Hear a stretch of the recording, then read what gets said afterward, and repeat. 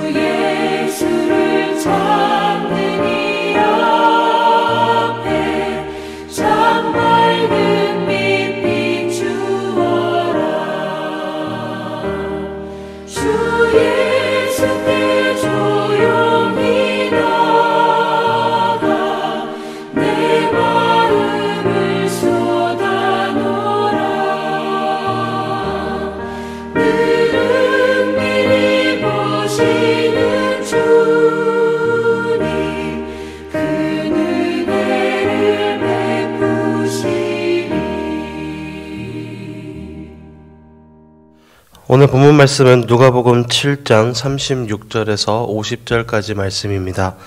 신약성경 누가복음 7장 36절부터 50절까지의 말씀 이렇게 봉독하겠습니다.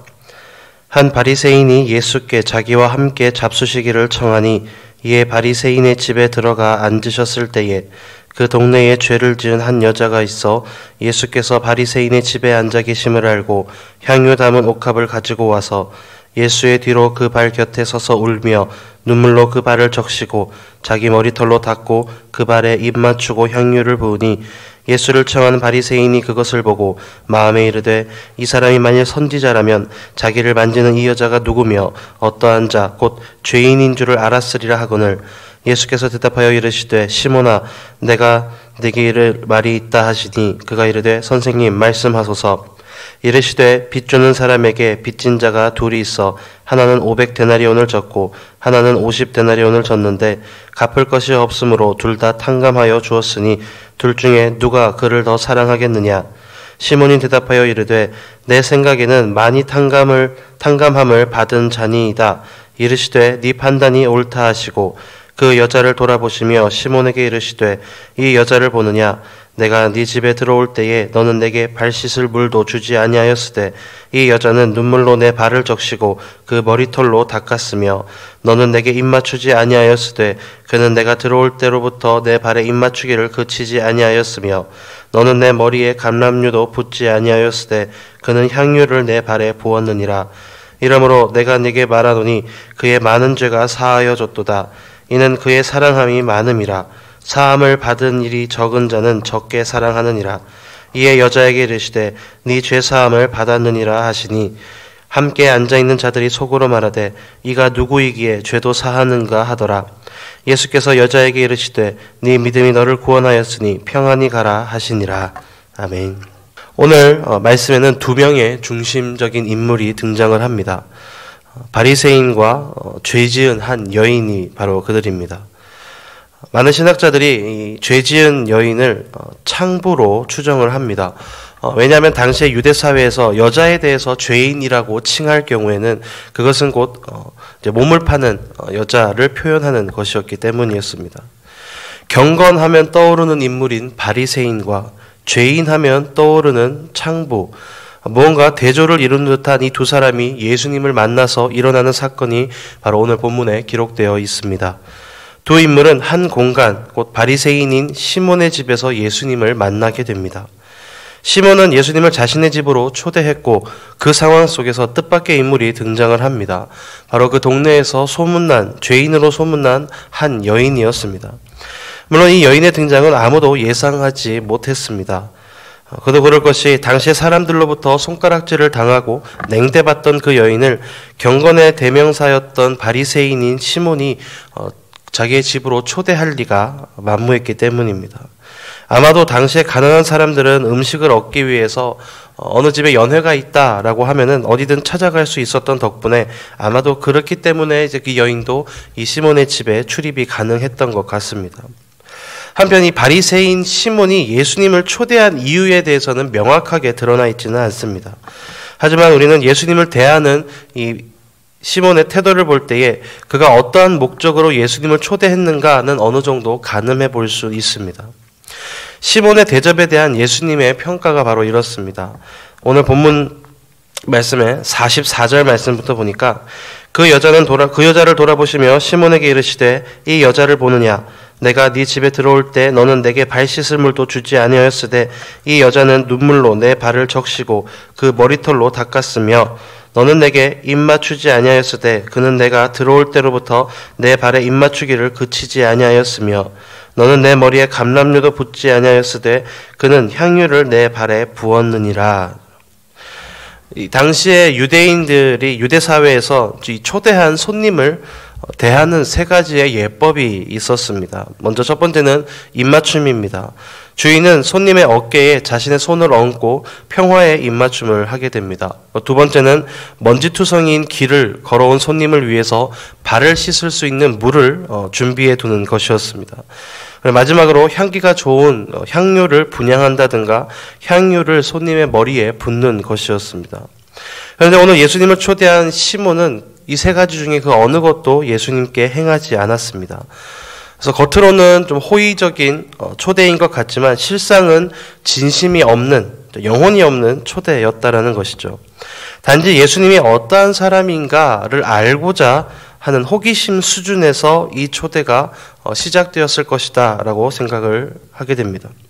그에 반해서 오늘 초대받지 않는 여인이죠. 죄인이라고 낙인 찍혔던 이 여인은 바리새인인 시몬과는 상대적으로 지극히 대조적인 모습을 보여줍니다.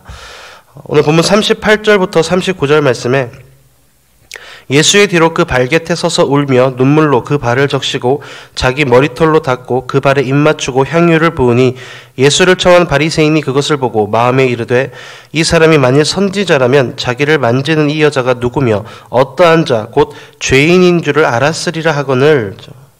이 여인은 눈물로 예수님의 발을 적시고 머리털로 그 발을 닦아 드렸습니다. 그리고 예수님께 입맞춤을 합니다. 더 나아가 당시의 여인들이라면은 소중히 여기고 있던, 간직하고 다녔던 값비싼 향유를 예수님의 발에 부어 드립니다. 예수님을 향해 이 여인은 자신의 온 마음, 전심을 담았습니다. 비록 사람들에게는 천대받는 존재였지만 주님을 향한 정성만큼은 정말 지고지순함을 보여줍니다. 그렇다면 바리새인인 시몬과 대조를 이루었던 이 여인의 행동은 과연 어떠한 이유에서 비롯된 것입니까? 예수님께서 여기에 대해서 설명을 하시죠. 47절 말씀에 이러므로 내가 네게 말하노니 그의 많은 죄가 사하여졌도다. 이는 그의 사랑함이 많음이라. 사함을 받은 일이 적은 자는 적게 사랑하느니라 하고 말씀합니다. 예수님께서는 그녀의 행위가 용서받음에 대한 사랑의 행동이다라고 말씀하십니다. 그녀가 이미 많은 죄를 용서받았기 때문에 예수님을 향해서 그렇게 많은 사랑의 행동을 실천할 수 있었다라는 말씀입니다. 어떻게 자칫 이 본문을 잘못 이해하면은 여인이 그런 행동을 했기 때문에 죄 용서를 받은 것처럼 오해할 수 있습니다. 하지만 47절 후반절에 예수님께서 부연 설명을 하시죠. 곧 적게 용서받은 사람은 적게 사랑한다라는 말씀을 통해서 이 여인의 행동은 그녀가 예수님께 많은 죄를 용서함을 받은 결과로 나타난 것임을 알 수 있습니다. 그녀의 행동들은 단지 그 사실을 입증해 주는 것이었습니다. 더 나아가 오늘 본문인 50절은 그녀가 그녀의 행위로 인해서 죄 용서함을 받은 것이 아님을 더욱더 명확하게 밝혀주고 있습니다. 오늘 본문 50절 말씀에 예수께서 여자에게 이르시되 네 믿음이 너를 구원하였으니 평안히 가라 하시니라 하고 말씀합니다. 죄 용서의 연결고리는 바로 예수님을 향한 그녀의 믿음이었습니다. 오늘 본문에 사용된 이 구원하다라는 동사의 시제는 현재 완료형입니다. 즉 과거의 어떠한 시점에서 그녀의 구원은 이미 그녀의 믿음을 통해서 이루어졌다라는 뜻입니다. 그녀는 이전에 예수님께서 중풍병자를 치유해 주신 사건과 그 과정 중에서 주님께서 그의 죄를 용서해 주셨다는 사실을 아마 알고 있었을 겁니다. 그리고 그 자신의 죄 또한 예수님께서 용서해 주실 것이라 확신하고 믿었다라는 것이죠. 그런 그녀의 믿음은 사람들의 차가운 시선들을 뚫고 예수님께로 나아오는 용기로 바뀌게 되고 예수님을 향한 전심이 담긴 사랑의 행동들로 표출되었던 것입니다. 우리 모두는 원래 죄인들입니다. 죄로 인해서 도저히 하나님께 나아갈 수 없는 그러한 존재들이었습니다. 바로 오늘 본문의 이 여인과 마찬가지죠. 그런데 우리에게 주님께서 믿음을 주셨습니다. 우리로 하여금 주님을 믿게 해 주셨습니다. 그리고 구원해 주셨습니다. 그를 통해서 하나님께서 우리를 얼마나 사랑하시는지를 깨우쳐 주셨습니다. 하지만 그럼에도 불구하고 오늘날 우리의 모습 속에는 오늘 본문의 바리새인의 모습들이 여전히 남아 있습니다. 주님보다는 주님께서 행하시는 일에 더 관심을 가짐으로 주님을 향한 경외심은 점점 옅어져 가고 내 눈에 들보보다는 타인의 티끌에 더 주목하고 오히려 주님의 자리에 올라가서 타인을 정죄하려고 합니다. 죄인이었던 나를 용서해 주신 주님께 대한 감사와 사랑은 약해지고 내 의에 기반을 둔 타인을 향한 평가는 더욱 강화되어 갑니다. 그렇다면 우리는 어떻게 이러한 모습들을 교정해 나갈 수 있습니까? 우리 안에 내재되어 있는 이 바리새인의 모습을 어떻게 하면 떨쳐낼 수 있겠습니까? 오늘 본문에 등장하는 이 여인과 관련된 내용들을 통해서 그에 대한 답을 얻을 수가 있습니다. 먼저 우리 또한 죄인이었다라는 사실을 잊지 않는 겁니다.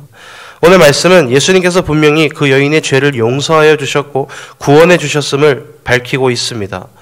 하지만 성경에는 그 여인이 죄를 지은 여인임이 분명히 기록되어 있습니다. 마태복음을 쓴 마태는 자신을 가리켜 세리 마태라고 분명히 기록합니다. 아니, 하나님께서 그것을 성경에 기록하게 하셨습니다. 믿음의 귀감이 되는 사도 바울 동안 자신을 가리켜 죄인 중에 괴수라고 고백합니다. 죄인이었던 나에게 믿음을 주셔서 구원해 주신 분이 바로 주님이심을, 그 주님의 은혜로 인해 내가 구원받아서 새 사람이 된 것임을 잊지 않기를 바라시는 하나님의 뜻입니다. 교만해지기 쉬운 우리 인간들을 보호해 주시기 위해서 안전장치로 주님께서 그러한 고백들을 기록하게 하신 것이죠. 우리 모두는 죄인입니다. 하나님께 결코 다가갈 수 없는 냄새나는 죄인들이었습니다. 하지만 예수님의 보혈로 씻음을 받아서 죄 용서를 받고 하나님의 자녀가 된 은혜 입은 자들입니다. 하지만 죄인이었던 사실만큼은 변함이 없습니다. 이 사실에 대한 마음속의 각인은 우리로 하여금 하나님에 대한 경외심을 강화하고 타인에 대한 정죄를 약화시키는 역할을 하게 됩니다. 우리 안에 바리새인의 모습을 교정해 나갈 수 있는 두 번째 방법은 주님 앞에 나아가서 나의 모습을 돌아보는 주님과 대면하는 시간을 갖는 것입니다. 오늘 본문의 여인은 주님께서 자신의 죄를 용서해 주신다라는 마음의 확신이 있었습니다. 주님을 향한 믿음이 있었습니다. 하지만 여인은 그 사실을 마음속 간직만 한 것이 아니라 주님 앞에 직접 나아갑니다. 주님을 대면하게 되죠. 그 일은 곧 주님 앞에서 자신이 얼마나 큰 죄인인지를 돌아보는 깊은 자아 성찰의 자리로 다시금 이어지게 되고, 뜨거운 눈물 속에 새로운 삶을 결심하는 결단의 자리로 그녀를 이끌어 갑니다. 기도는 주님 앞에 나아가서 주님을 대면하는 자리입니다. 기도는 주님 앞에서 추하고 더럽고 교만하고 목이 뻣뻣한 나의 실체를 되돌아보게 하는 성찰의 자리입니다. 그를 통해서 죄에 대한 자백과 새로운 삶으로의 전환을 이끌어내는 회개를 결단하게 합니다. 주님과 대면해서 내 실체를 직시하는 기도의 시간이 곧 내 안에 바리새인을 정화시켜 나가는 영적 역할을 감당할 수 있게 됩니다. 마지막으로 내 안에 잠재되어 있는 이 바리새인적인 요소들을 제거해 나가는 방법은 주님의 평안을 간구하는 것입니다. 무엇보다도 주님께서 주시는 평안을 갈망하는 것이죠. 오늘 본문의 여인은 주님으로부터 오는 평안이죠. 주님께서만 주실 수 있는 영원한 평안을 갈망합니다. 그랬기에 귀하게 여김에 간직해왔던 그 값비싼 향유를 아낌없이 주님의 발에 부어드릴 수 있었던 것입니다. 오늘 내 마음을 안심시켜주는 세상의 것들이 있습니까? 그 대신 주님께서 주시는 평안, 세상이 줄 수 없는 주님께로부터 오는 주님의 평안을 간구하시기 바랍니다. 그를 통해 우리는 우리의 마음을 차지하고 있는 세상의 것들을 내려놓고 오직 주님만을 바라볼 수 있게 됩니다. 더불어 타인을 향하던 시선을 돌려서 내 눈의 들보를 바라봄으로 내 안에 바리새인의 모습을 제거할 수 있습니다. 주님께서 오늘도 우리에게 새로운 날을 허락하셨습니다.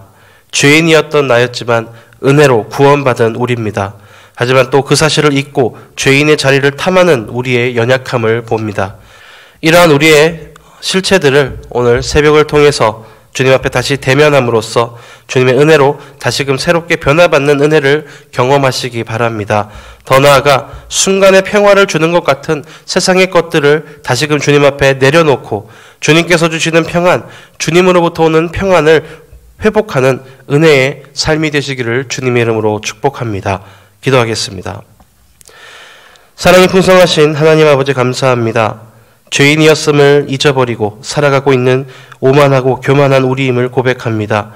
주님을 향한 경외심은 약화되어져만 가고 타인을 향한 정죄심은 강화시켜가고 있는 교만한 모습을 회개합니다.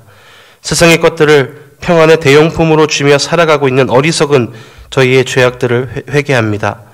사랑의 주님, 이 새벽의 시간을 통해서 죄인이었던 우리의 모습을 기억하게 하여 주시옵소서. 그를 통해 우리를 향한 주님의 그 은혜와 사랑이 얼마나 큰지를 다시금 마음속 깊이 새기게 하여 주시옵소서. 주님 앞에 우리의 실체를 대면하며 우리를 돌아봄으로써 다시금 주님 앞에 겸비함과 사람 앞에서의 겸손함을 회복하게 하여 주시옵소서. 세상의 것들을, 거짓 평안의 대용품들을 다시 주님 앞에 온전히 내려놓게 하시고 오직 주님만을 갈망함으로 주님께서 주시는 평안, 주님으로부터 오는 평안으로 다시금 우리의 영혼과 삶이 채워지는 귀한 은혜를 체험하는 삶이 되게 하여 주시옵소서. 감사합니다. 사랑합니다. 살아역사하시는 예수 그리스도 이름으로 기도드립니다. 아멘. 나라와 민족을 위해서, 교회를 위해서 또 각자의 기도 제목을 놓고 자유롭게 기도하시겠습니다.